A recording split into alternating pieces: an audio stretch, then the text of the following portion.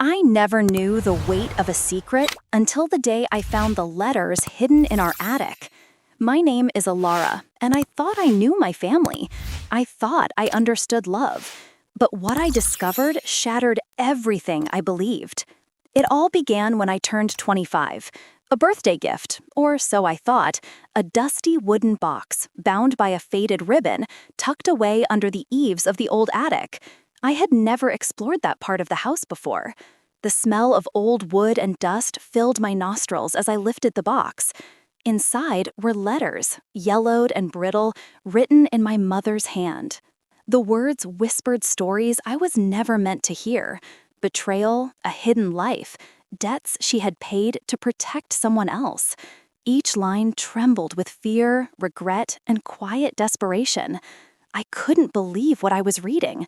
My father, the man I had idolized, had made choices that hurt more than I could ever imagine. The first letter was almost mundane, describing my mother's sleepless nights and constant worry. But between the lines, I saw the fractures of our family, hidden debts, strange meetings, promises made to strangers, all done in secrecy to protect me. The second letter revealed something far worse, a legal agreement my father had signed, one that would forever change the foundation of our family. My mother's words trembled on paper, a silent cry frozen in ink. I spent the entire night reading. Tears blurred my vision, anger coursed through my veins, and yet a strange sense of understanding began to grow. For the first time, I realized my mother had been fighting a war I had never seen, and my father's actions, though cruel, were not entirely his own. They were trapped, just as I had been, trapped in circumstances, pride, and fear. The letters detailed transactions, promises, and hidden obligations that had bound my family for years. It was a web so intricate I felt dizzy just trying to comprehend it. One letter spoke of a deal my father had made with a recruiter, something I never understood as a child. Another letter revealed a threat to our home if certain promises were not kept. My heart pounded as I realized how little I had truly known. By dawn, I had made a decision. I could continue living in ignorance, pretending nothing had changed, or I could face the truth head on. I chose the latter. The world outside the attic was waking up, unaware of the storm brewing inside me. The days after discovering the letters were filled with restless nights and endless thoughts. Every corner of my childhood home now seemed tainted with secrets. I revisited old memories with a new lens, the cold shoulders, the whispered arguments I had overheard as a child, the silent dinners where my presence seemed unwelcome. I decided to investigate. I traveled to the cities my father had frequented, tracing his footsteps through old friends, acquaintances, and distant relatives. Every person I spoke to offered a piece of the puzzle, small details, offhand comments, long-forgotten incidents. Slowly, the picture became clear. My father had been navigating pressures I could never have imagined, yet he had often let them spill onto us. During my investigation, I found evidence of my mother's quiet heroism. She had worked tirelessly to pay debts, sometimes borrowing from herself, to protect our family from collapse. I learned of nights she had cried silently, of nights she had defended us against financial ruin, and of sacrifices I had never acknowledged. It became painfully clear that my family's struggles were not mere accidents or failures. They were the result of hidden obligations, secrets kept in silence, and unspoken pressures.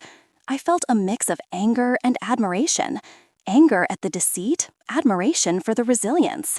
As I dug deeper, I unearthed a truth even more shocking. My father had agreed to terms that would effectively control the future of our home, binding us legally to decisions made without my knowledge. This was the hidden transaction my mother had been trying to protect me from. My childhood home was not just a house, it was a battleground of legal contracts and hidden obligations. I realized that confronting this would not be simple. It required strategy, patience, and courage. But I was ready. I would face my father with the knowledge I had gathered and reclaim my place in the story of my own life. Finally, I returned home, letters in hand, prepared for a confrontation that had been years in the making. My father was in his study, the room I have always associated with authority and fear. The weight of my discoveries pressed on me as I stepped inside. I laid the letters on the desk. "Read these," I said calmly, though my heart raced. His eyes flicked over the pages, confusion turning to shock as he realized the gravity of what I had uncovered. He looked at me, searching for an explanation, and I spoke steadily, recounting the secrets, the sacrifices, and the hidden agreements. My mother watched silently, tears streaming, while my father shifted uneasily. His pride, his anger, his fear, all were visible on his face. I demanded honesty, acknowledgement, and boundaries. I reminded him that love cannot exist where deceit reigns, and that respect is earned, not assumed. The conversation stretched for hours. My father tried to deflect, to explain, to justify, but I remained steadfast, narrating every discovery, exposing the hidden truths, and making clear that I would no longer be passive. I was no longer the child who accepted silence. I was a woman reclaiming her life. By the end of the confrontation, a fragile understanding emerged. He did not apologize fully, nor did I expect forgiveness immediately. But he recognized the consequences of his actions, and I recognized the courage it had taken for him to face them. This moment marked a turning point. Not revenge, not reconciliation, but a mutual acknowledgement of truth. The weeks following the confrontation were transformative. I began to rebuild my life with intention and clarity. I established boundaries, reclaimed control of my personal and financial independence, and sought avenues to channel my experiences into purpose. I reached out to those who had been affected by similar hidden truths, offering guidance, support, and solidarity. My life, once dictated by secrecy and unspoken agreements, was now guided by transparency, honesty, and empowerment. Years later, I still revisit the letters. They are no longer instruments of anger or grief, but reminders of resilience, courage, and self-discovery. I have learned that family can hurt, secrets can bind, and survival requires confronting the truths we least want to face. I am Alara. I have navigated betrayal, uncovered hidden truths, confronted my past, and reclaimed my life. I stand now not as a victim, but a woman empowered, aware, and free. The house, the letters, the stories, they are part of me, but they do not define me. I define myself. Every day, I light a candle in memory of the struggles endured, the battles fought silently, and the power reclaimed. For those who feel trapped by family, by secrets, or by fear, there is a path forward.